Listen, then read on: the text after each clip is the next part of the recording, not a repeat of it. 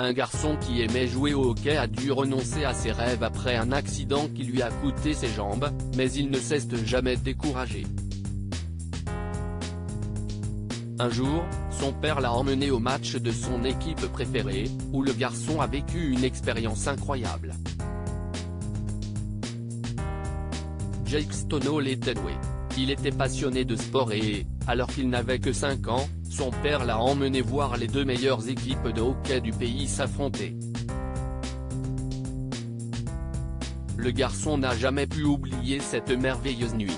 Il neigeait et il était sur les épaules de son père, regardant les joueurs passer à une vitesse presque vertigineuse.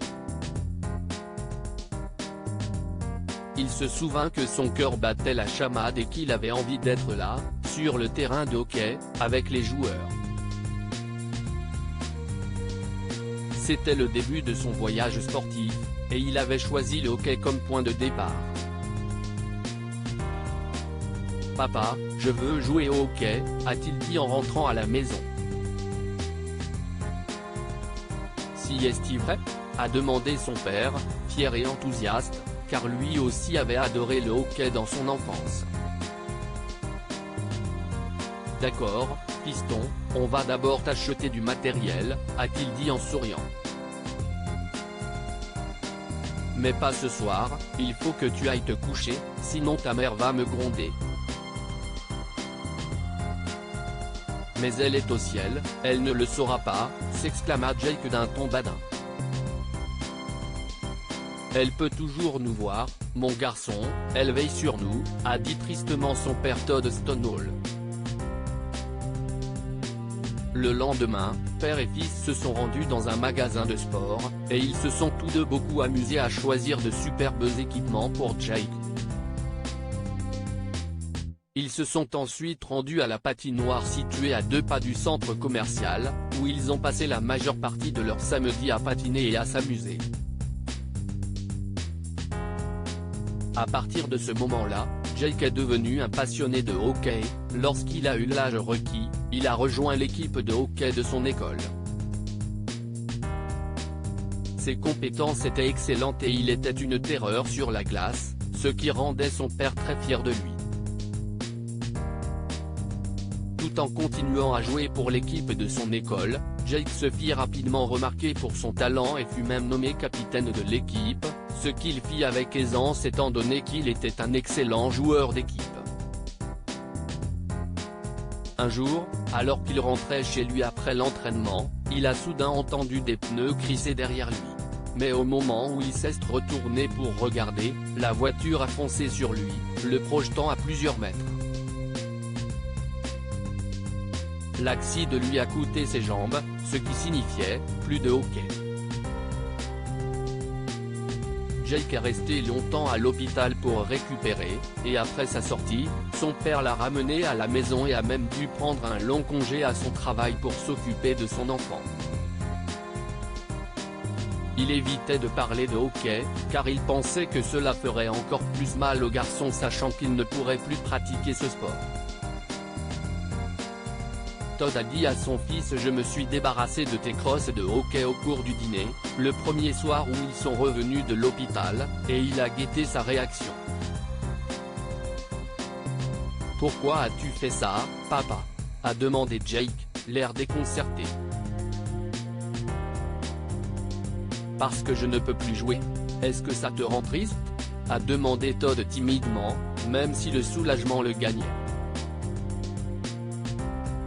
« Je suis malheureux de ne pas pouvoir jouer, papa, mais je finirai par m'en sortir, » répondit Jake avant de reporter son attention sur la nourriture qui se trouvait devant lui. Todd n'était pas entièrement convaincu, mais il ne voulait pas rendre son fils triste alors qu'il essayait clairement de ne pas l'être.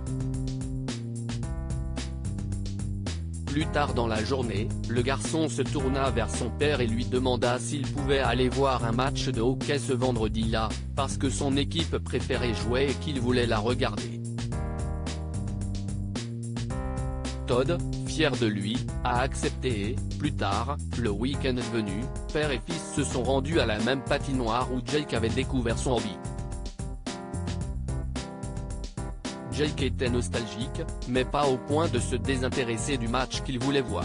Il s'est contenté d'apprécier l'instant présent.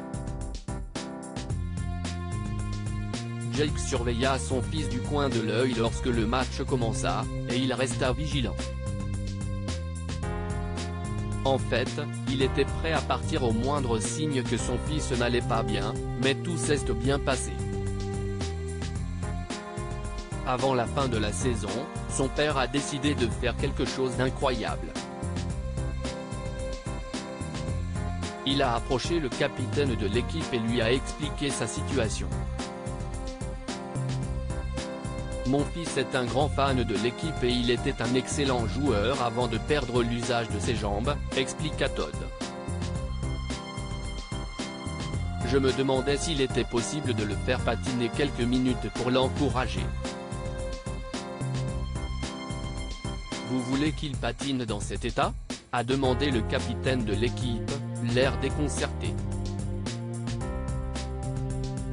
Bien sûr que non, nous pouvons utiliser ces luges spéciales pour les Paralympiens afin de lui faciliter la tâche, et ce n'est pas pour jouer, mais juste quelques minutes, a expliqué Todd, et le capitaine de l'équipe finit par accepter. Votre garçon est fort, dit-il. Ce serait un honneur de faire cela pour lui.